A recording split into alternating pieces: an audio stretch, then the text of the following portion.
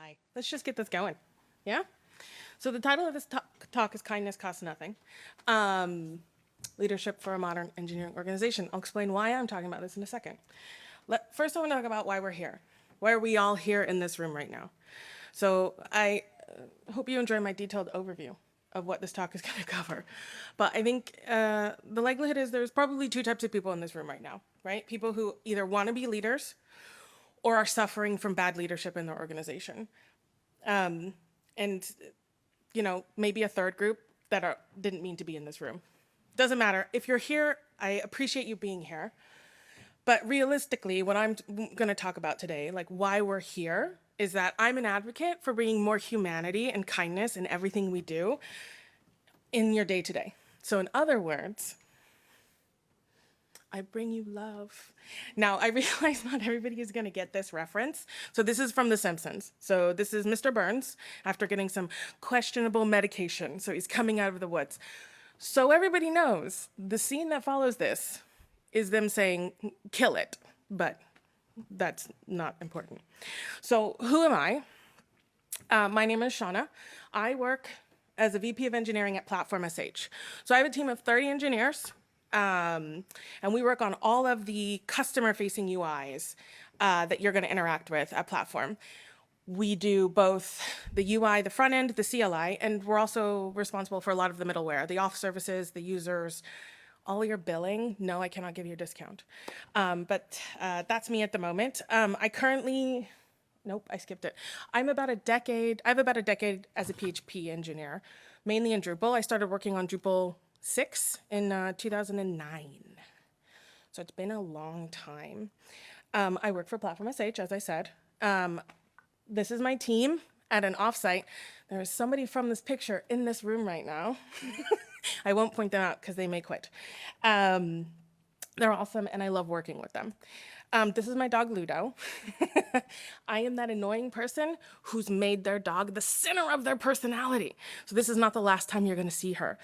I actually live in London. I am clearly an American, but I do live in London with my spouse and my dog. I work for Platform, which is a remote company, so I work from home, so Ludo spends most of the day with me, which is nice because she's a lovely thing to have around on the day-to-day. So, what are we going to talk about today? So the original question of why are we here? So we're here to talk about management and leadership and why those things are important and how you can do all of them better. So good management is pivotal to being happy at work. Bad management and lack of leadership is a motivation killer. We all know that, right? I have had the full spectrum of bad management in my experience during my career. Sorry, guys. That's somebody from Platform coming in late. Thanks, Tej. So I've had really bad management, and that has resulted in me having, does everybody know what the Sunday scaries are? Sunday, you're sitting there and you're like, I don't want to go to work. Your whole Sunday is ruined by the fact that you're just like, I don't want to do this tomorrow. I've had the Sunday scaries, burnout, disengagement, all of it. So when I got the chance to move into management, I wanted to be the type of manager and leader that I hadn't had the experience of in the past. So that's why I'm here today talking about it. I'm 3 years in management at Platform. Before that, I had smaller teams in a more ad hoc tech lead kind of way. So I don't know, maybe 5 years of leadership in my experience. So it's not like I'm a 20-year leader. I have 20 years of work experience, but I'm not 20 years of leadership. So I want to take a second to acknowledge something right now. If you look at LinkedIn at all, what you will notice is that servant leadership, empathy at work, those are all so hot right now. Every other post I see on LinkedIn is about how to bring kindness to work, how to be a servant leader, and I get that. And I get that that can be annoying, but I think that this is really valuable because if you actually engage in it and you actually bring kindness into your day-to-day and you bring empathy into work, everybody benefits. So there's value there. So what is management and how can we do it well? I want to start off by talking about what management is and how it's different than leadership. Those are two different buckets. Management and leadership are different, and I acknowledge that. So let's keep that in mind. And then throughout the talk, we're gonna be following the journey of a real life-ish scenario. This is not something that comes directly from work, but it comes from experiences that might feed into what we're talking about. So the scenario that we're going to read through out this is that we're a product team. And I'm assuming everybody here knows a product engineering org. So you have a product team and an engineering team. Product should be coming to you with like, the customer needs X. The engineering team then works with product on those requests. So we're talking about a product team, and the product manager has asked that the authorization service that you offer, so your auth, is extended to allow for an audit log. So they want users to be able to see their login history, maybe the IP information of where they're logging in from. Luckily, the login history already exists in your authorization service. So this is literally just about exposing a new API endpoint that then your front-end team needs to render. So before we talk about practicality, I want to talk about a little bit about the philosophy behind it. So management, according to Wikipedia, which is the source of all truth on the internet, involves identifying the mission, objectives, procedures, rules, and manipulation of the human capital of an enterprise to contribute to the success of that enterprise.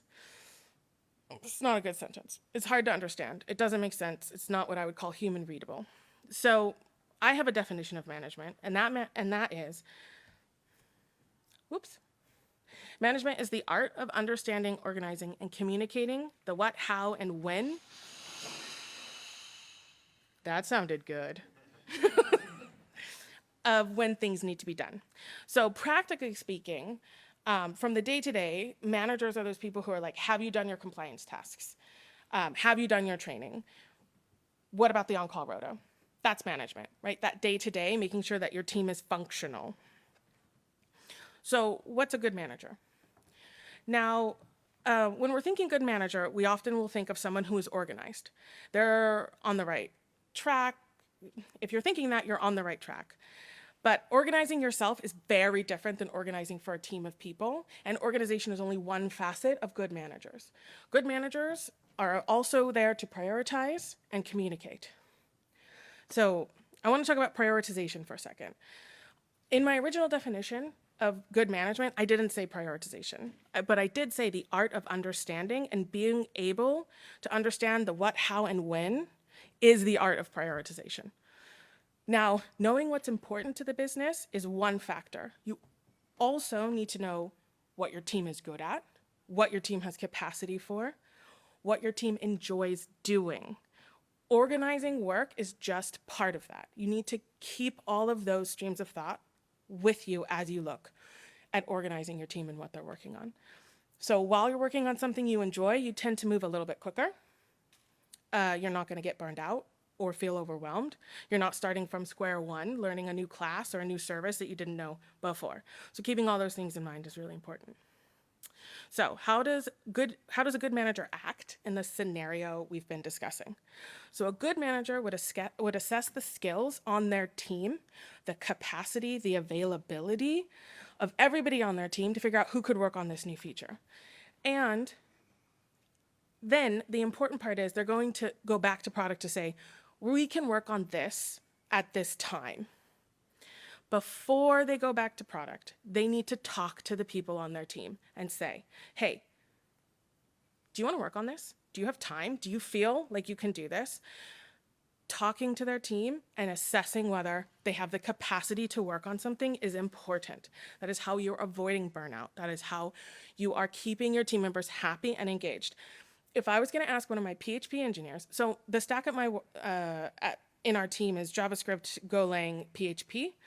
So if I was going to ask one of my PHP engineers to work on a Golang service, that's a big ask. I'm not just going to assign them. I'm going to have to ask them, do you want to try this before I go and do that? So the other thing I want to say as well is if product comes and says, we want this, if you're always saying yes, if everything is always a priority, nothing is a priority. Learning to push back on product or whoever is asking you to do something is really important for managers. It is uncomfortable, but you have to do it. You have to learn to push back to ensure that you're not burning out everybody on your team who's working on it and yourself. So let's go back to communication. So good communication is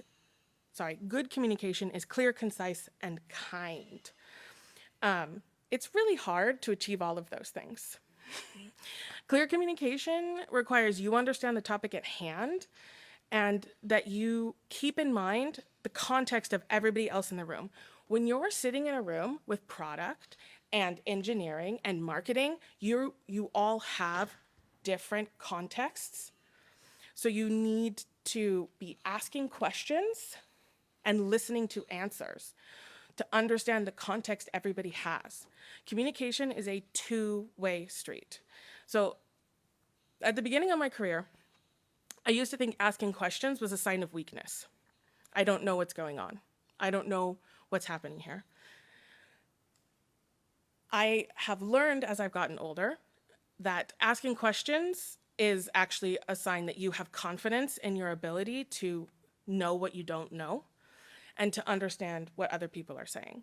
It's not embarrassing to ask questions. So communication is a two-way street, and you need to be asking questions and bringing everybody into the same shared understanding. If I have been in meetings, way too many, where I've walked out with an understanding of one thing, and then I go to talk to somebody else about it, and their understanding is completely different. And you wonder, how did that happen? It's because we weren't communicating with each other, we were communicating past each other. And the way to avoid that is to ask questions when you're talking to someone. Right, so let's go back to that scenario we were talking about. So you've got a team, they're currently working on something that's in progress. So you've already talked to them about whether they'd be interested on working in this next feature. So the next thing you're gonna wanna do is say, are you okay for me to assign you to this team that's gonna kick off in like 3 weeks? And hopefully they say yes. But if they say no, you need to listen to them. And you need to take that as a moment where you say, what am I doing wrong? I had assumed that you would have the capacity and feel comfortable working on this. So I need to look at myself and say, am I communicating with you properly? Are we having touch points we should be having? So that's a moment you need to be assessing, always assessing what's going on. So don't undervalue management. A lot of people think managers are just paper pushers.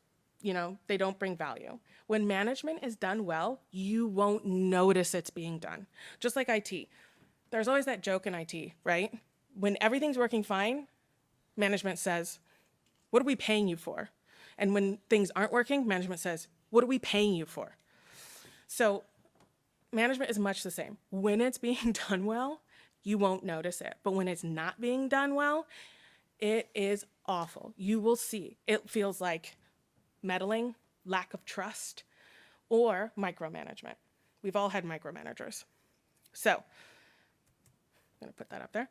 I wanna go back to that scenario that we've talked about. I'll dry mouth, so I'm gonna take a sip of water. What do we think bad management would look like in that scenario? I have been in that scenario, not that specific one, but where you have that bad manager who is just gonna go in, they're gonna assign you to the initiative without talking to you, they're gonna write the tickets that dictate how to implement the feature.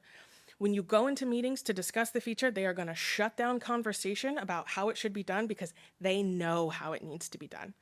So they're gonna tell you how to do it. And when you're managing a team like that, they're not happy, they're not enjoying their day to day, and when they're not happy, they're gonna avoid you and they're gonna leave. So, right? We've talked about what good management is and what bad management is. In my opinion, Michael Scott is a great example of how to be an ineffective manager. By the way, this is Michael Scott from The Office, the US version. Especially his belief that a mug that says world's best boss sums it up. It's not a compliment. You shouldn't be a boss to your team. You should be a team member with them who helps them do their job. You should be sitting there supporting them. High-performing, well-functioning teams have a backbone of good management. Okay, so that's my spiel on management. So now you want to be a leader. Let's look at how you do that. What is leadership? We're going to get a little bit hand-wavy. I feel like management is really easy. Leadership is not easy. So let's look at that. What is leadership? So according to Wikipedia, leadership encompasses the ability of an individual, group, or organization to lead, influence, or guide others, other individuals, teams, or entire organizations. Totally clear, right? Now we can all walk out. We know what leadership is. So I don't think that's clear at all. But my interpretation of that definition is that leadership takes many forms. Have you ever worked with a team member who's great at driving conversation forward, or someone who's great at diffusing tense situations, or someone you look to build consensus? Those are all leaders. They're all leaders in different contexts. Now, to be a leader, you need to be flexible, changing tact based on the context. You also need to be focused on people who are part of the context. You do not lead in a silo. You cannot lead if there is not somebody to lead. I think I went too far. Nope.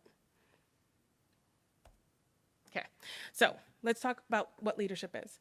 So I believe, I'm gonna trip up on this cord. Helping one or many move towards an achievable goal is leadership. So the classic cliche of leadership is that charismatic person.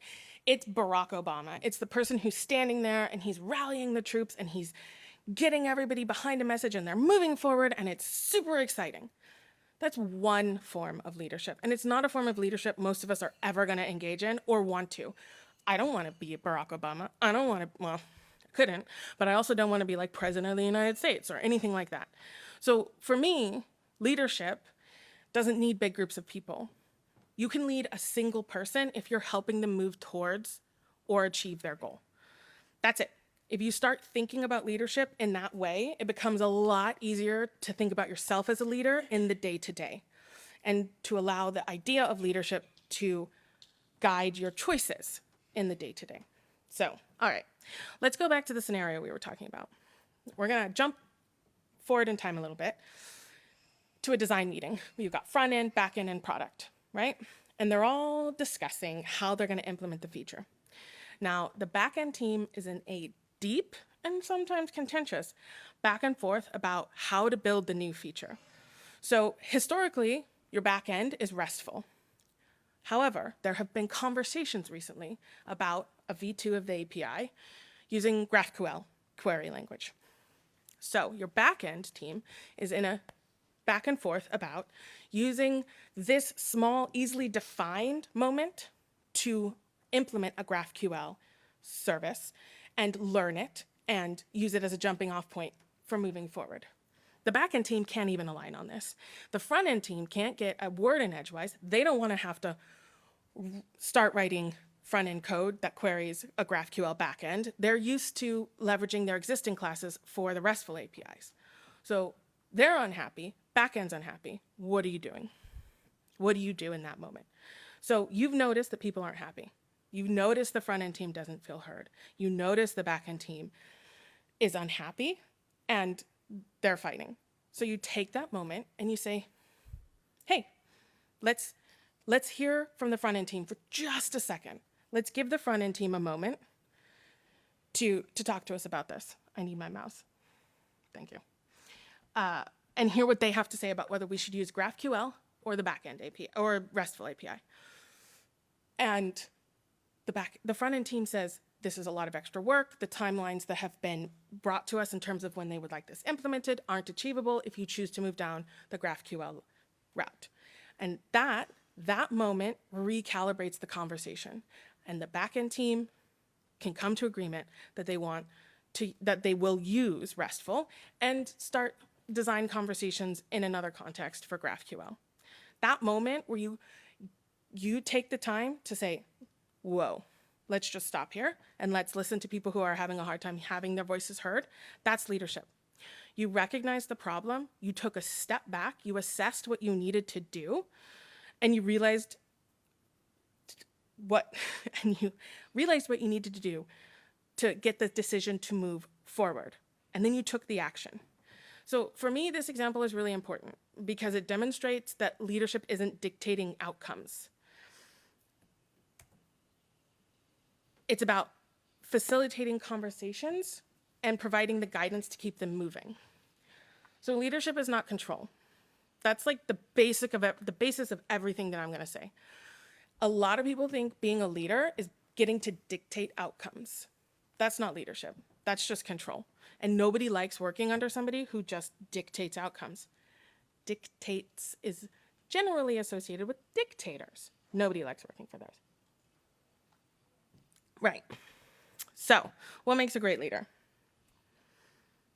The ability to communicate with empathy. That seems really simple, right? But it's not. So, this is the part of the presentation where the title of the presentation starts to make a little bit more sense in terms of what sets a leader, like what the point of this is. To be a leader is to lead with kindness and empathy.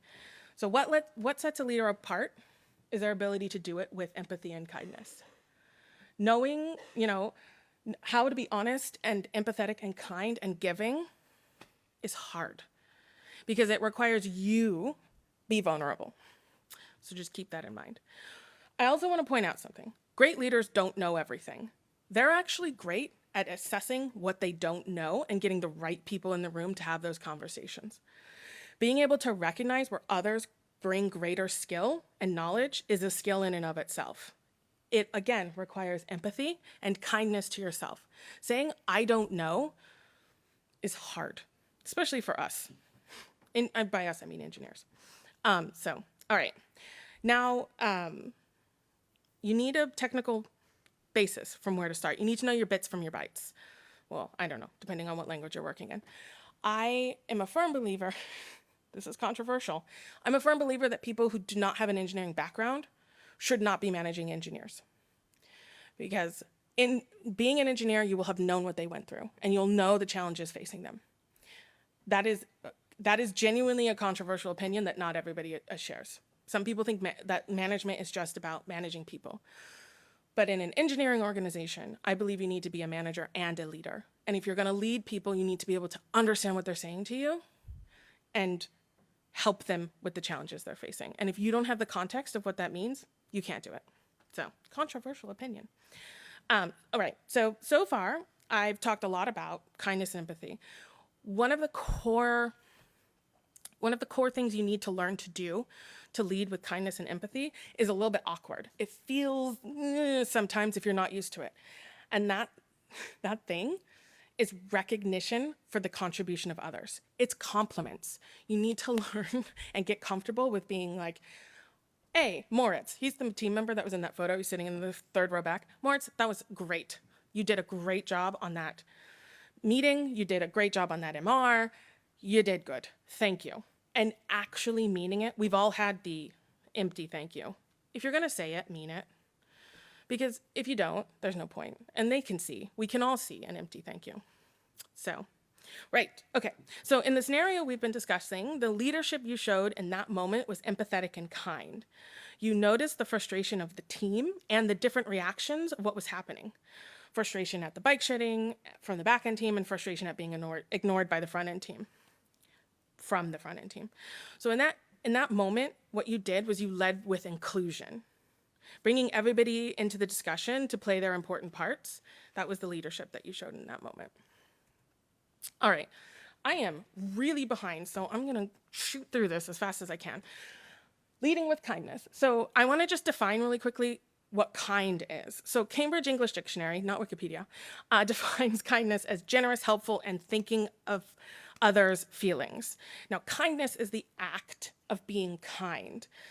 And this is a moment where I want to take a moment to say, you cannot be kind to others unless you are kind to yourself. So acting with kindness with those that you work with, you're giving them the benefit of the doubt. You're never assuming maliciousness. You're extending grace when they make mistakes. Those are things you have to do for yourself if you're ever going to succeed in truly doing it for others. So we've all heard that old saying, you are your own worst critic. And that's okay. Being able to step back and say, I made a mistake and that was bad is fine. But extending yourself grace and kindness to learn from that and grow and move on is how you will be able to then be kind to others who make mistakes. You can't hold others to a different standard than you hold yourself. So let's go back to that scenario where we were talking about. You were engaging in that bike shedding like everybody else in that room. You fell into the trap. Moritz can attest to this. I've done this before, of really enjoying a technical conversation and just going ham. But you recognized it. You took a moment to assess what was going on in the room and you said, that wasn't great. I'm gonna pull myself back. I'm gonna ask what the front end team needs. I'm gonna try and fix this. But the reason that you could do that successfully is because you were kind to yourself, right? You were like, I made a mistake. Let's move past it and we'll get to a better place. So be kind to yourself. Learn that mistakes are okay. It's really, really, really helpful if you are able to admit to making a mistake in front of your team, to say, I was wrong. That builds trust, because if you say to your team, I was wrong, they know they can say it in front of you. And to be clear, I'm not talking about a manager. I'm talking about anybody in the team, another engineer. You are just an engineer in a team of engineers. Being able to say I was wrong means that the other engineer in the room, the next time they're wrong, they know they can say that to you too, that you're not going to judge them, that you're comfortable being wrong. So, right, being a great leader, recognizing mistakes, acknowledging them, learning from them, communicating with kindness, honesty, and empathy for everyone, including yourself. All of these things are really hard. I want to be clear. I recognize that. Oops, I missed a bunch. Sorry. All right, so what does this mean for your day today? Can I lead with kindness? So the solution wasn't about telling somebody that they were wrong or about pointing out the invalid arguments or bad counterpoints. You weren't looking for mistakes people were making or calling out people for returning to the same point. You extended everybody in the room grace. You gave them the benefit of the doubt. You wanted to find the solution. It was you and your team versus a problem. You weren't looking to exert control. You were looking to bring everyone together so they could work better together. So the example that I've used today is really meant to demonstrate that everybody can be a leader no matter who they are. Junior engineer, meteor, senior, staff, engineering manager, VP of engineering, anybody. Anybody can be a leader in any moment of the day.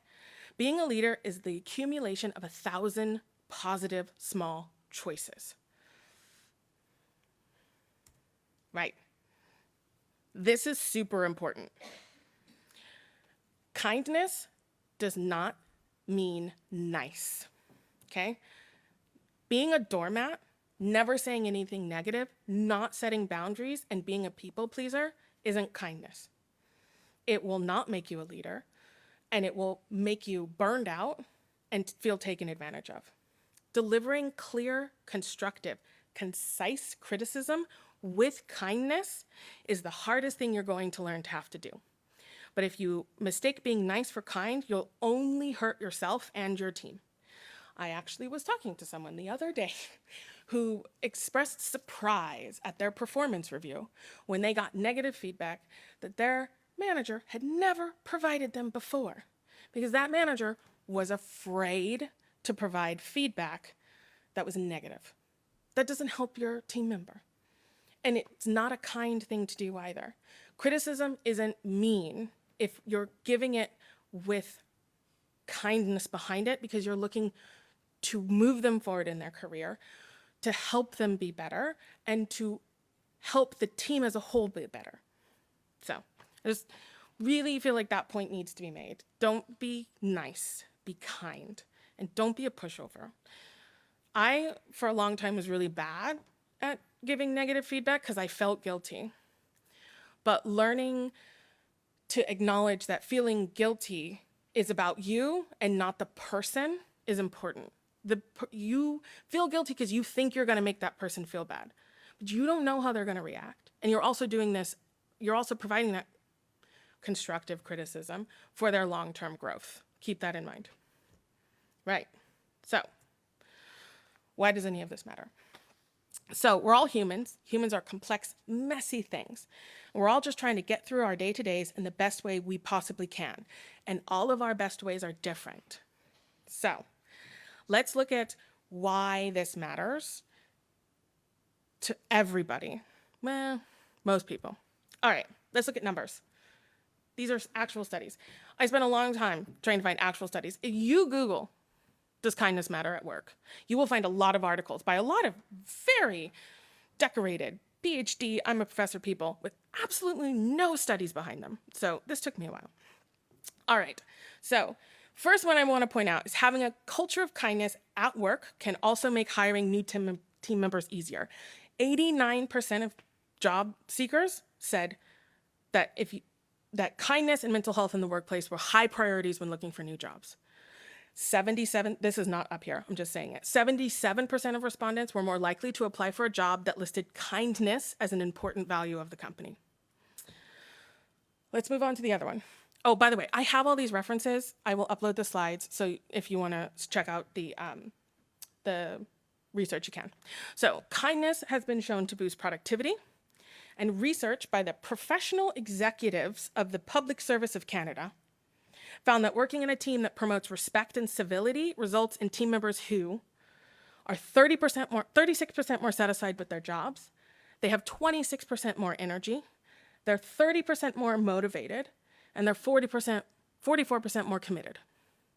These numbers demonstrate that when you bring kindness into your day-to-day interactions at your job, your team members are happier, they're staying, they're doing more. So it brings immense value. The other things I don't have numbers for, I couldn't find, but I think they're true. Kindness can reduce burnout if that kindness includes genuine praise and recognition. Like I said, learn to give compliments. People feel valued when you show them their value.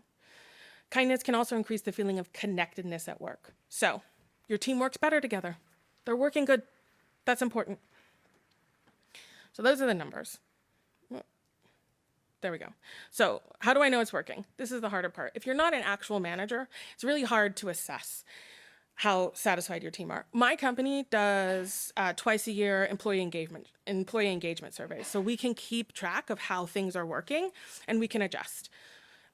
So that's a little bit easier to measure when you're in a place of management. However, you don't need to be in a managerial position. If you've noticed that there's less bike shedding in your team, that you're finding communication easier, that you have more positive interactions, and that you're happier on the day-to-day in your job, it's probably working. What I would also say is this: you need to give it time. You're not going to do this for a week and see immediate, like, I'm a leader. Just give it time. Like I said earlier, it's 1,000 decisions, 1,000 interactions that build that feeling on other people that you're a leader. So give it time. Right. I'm going to end with this quote because I really love it. Kindness is the language which the deaf can hear and the blind can see. Essentially what that's saying is kindness is the universal act that is comprehended beyond the boundaries. Everyone understands and speaks this language. An act of kindness is never futile. Oh, by the way, I'm not sure it's Mark Twain. When I Googled this, the internet was 50-50 on whether it was Mark Twain, but I like it to be Mark Twain, so it's Mark Twain. All right. Woohoo! Last slide. Thank you all so much for your time. That's Ludo again. Told you you'd see her.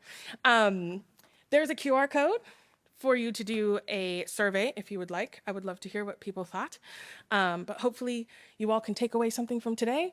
And I finished 5 minutes late, which I think is good considering when I was doing my test runs, I was sitting at 45.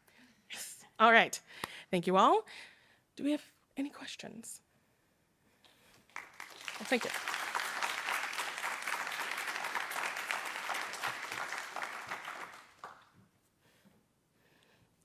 So I'll repeat the question. He said that I said you need to learn to say you're wrong. And he said, what happens if you say you're wrong all the time and people start questioning if you're a good manager or leader? I think that that's a real fear from you in terms of your security and your ability to do your job. You have to be confident that you know what you're doing, not overly confident. If you're getting feedback from your team members in your employee engagement survey that you're doing a terrible job, you need to take that on board. But if you're moving forward with the assumption of I can't say I'm wrong because I have an unbased fear that other people are going to think I'm not good at my job, you won't know unless people tell you. I don't think you're good at your job because you say you're wrong, and all the time. But hopefully you're not saying you're wrong all the time. Being able to say you're wrong, every hour is probably a little bit much, but being able to say you're wrong regularly is what I'm talking about. You shouldn't always say, like, I'm wrong. If you're always saying, oh no, that was wrong, maybe you need to reassess. But yeah. Yeah. So I just love this overall topic. Oh, thanks. Thank you for it.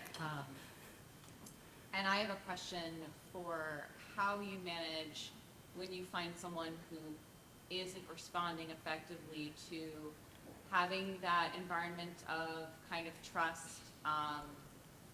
So it's like I have a team of awesome self-starters who know what to do and do it, and it's beautiful. I also have an individual who seems to only respond to micromanagement, otherwise they don't seem to know how to pick up their work and move it along. So how do you tailor the kindness approach when you kind of have that unique situation?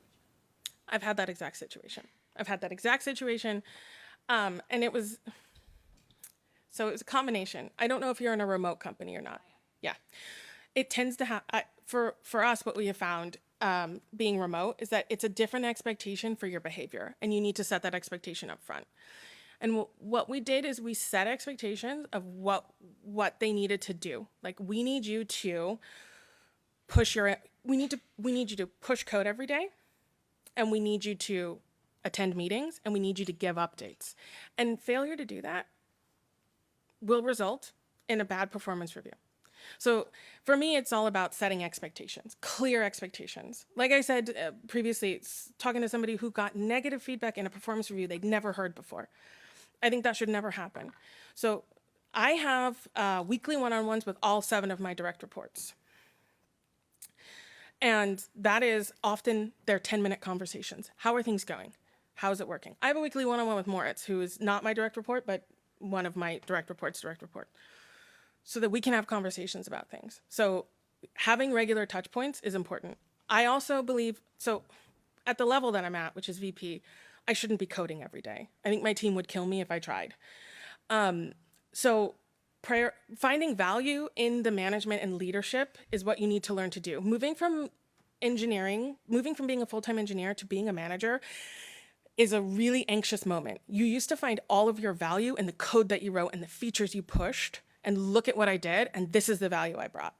You need to change your expectations of what you're bringing value to. You're bringing value to facilitating the work your team is doing.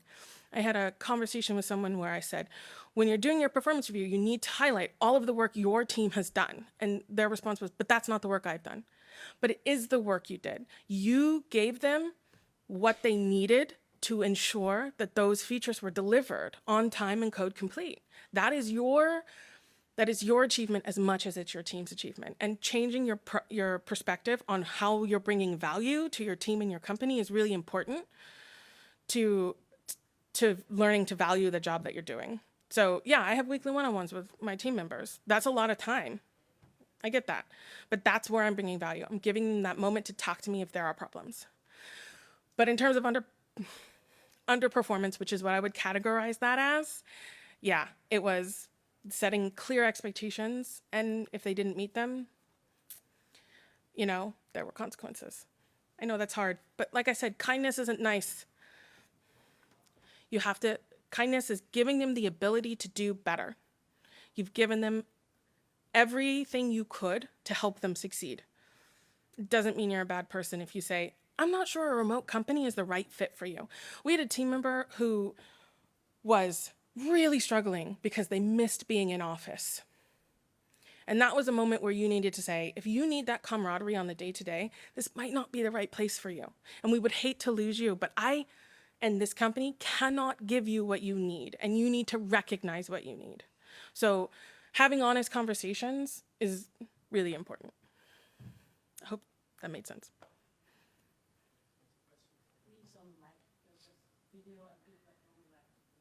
Oh, sorry. Okay. Working on a project with contracted PM that is not a good manager, how should employees deal with them? Tips? By PM, do you mean project manager or product manager? Project manager. So that's a really difficult one because the vertical is hard. It's not within your own ability to directly impact behavior. But what I have found is that giving clear, consistent communication about failure of the team working well together was important. So I had an experience where we had a product manager who I could not work with, didn't listen to me. I think it was because I was a woman. Listened to everybody else on my team who was a man, would not listen to a word that came out of my mouth. And I didn't let it ruin my job. What I did is I gave clear, evidence-backed feedback to my manager and their manager to say, this isn't working, and we need to look at changing the team. When you're not in somebody's vertical, it's very hard to change their behavior. Kindness isn't going to fix everything. Kindness is going to help with your team and those directly around you, and it's not a panacea, unfortunately, but it makes you feel better. I always say, I need to look myself in the mirror at the end of the day. I get angry just like everybody else. There are times in meetings where I have to turn my camera off because if my mouth doesn't say it, my face will. But I recognize that in the moment, and I tone it down, and then I give feedback afterwards when it's still fresh, and I just say, hey, I didn't love that interaction.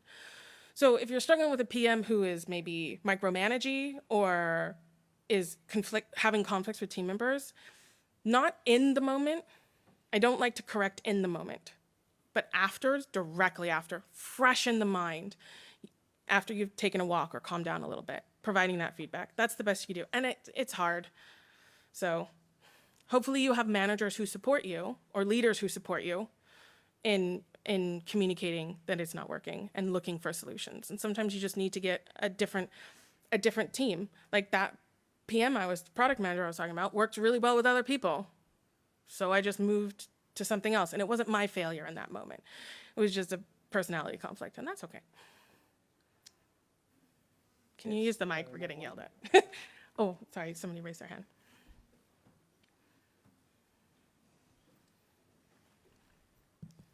So I don't have a question, but I wanted to share a perspective on something you said about being kind, not being the same as being nice. So when we try to be nice, we are unkind to others. So if someone on my team is not doing well, I'm just trying to be nice, not tell them there is a problem, then I might be being nice to them, but probably I'm being unkind to myself because I have to do their share of the work. Absolutely. Customer pushing too much work on us, us as a team, trying to deliver it. We are trying to be nice to the customer, but probably us as a company, we are making losses because of that. So when we are being nice to somebody else, the compromise is that we are being unkind to someone else, which is something which needs to be avoided. 100%. 100%. Being nice makes you feel good in that moment, but it has negative downstream consequences. And so we kind of like follow these exact things that you mentioned in your slide. Kindness, that is like the core principle. It's been a journey, but as you were mentioning about the statistics, right? Those you had on the slide. So we do see a lot of like employee happiness. People are more engaged. The conversations are more positive because kindness is at the core of it. So I really resonated with what you shared today. That's great. I think that's awesome. Thank you. One more? Another question was, can you give us examples of questions to put in a survey to find out if our team thinks we are a good manager? That's really, so 2 things to remember. If your team is small, 5 or less people, it's hard to get honest feedback unless you have fostered a culture of honesty and fostered a culture of honesty where there aren't consequences for negative feedback. So that can be hard if there has been a history of negative feedback resulting in not retribution. I don't know what the word I'm looking for is. And consequences for the person providing it. So for me, I've got 30 people on my team. So I can get an aggregated statistical analysis done by people ops. We use a tool called Culture Amp. I'm not getting paid for that. To do our surveys, but they're asking questions like, do you believe leadership knows, like, what was the exact, I don't know, you did the survey. Like, do you believe leadership has a clear vision for the company? Do you believe your manager cares about you on the day-to-day?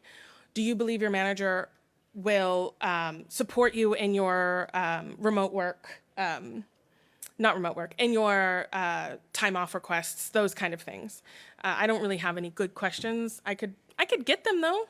If you want to come by, I'll take a picture of your badge and send you the questionnaire that we asked. I'm also aware of the fact that I'm over time and the next presenter just walked in. So I don't want to be rude. So thank you all so much. I'm at the Platform SH booth. Come by and say hi. I can show you more pictures of Ludo. Thank you all.